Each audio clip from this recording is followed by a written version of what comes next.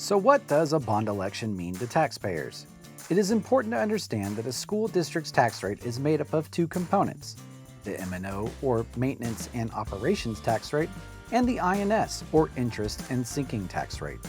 The revenue generated from an M&O tax rate combined with state funding and some federal revenue is what makes up the general operating budget of the district.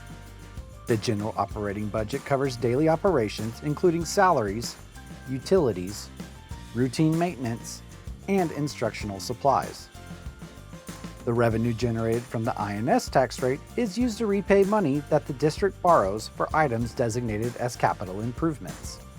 When a bond is approved by local school district voters, the increased tax rate is used to pay for bonds which could finance things like facility renovations, technology upgrades, new facilities, fine arts and athletic facilities, and improved student safety and security.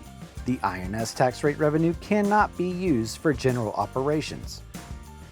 Bond elections can only be placed on the ballot on the May or November elections, and only registered voters in the school district are eligible to vote on the propositions.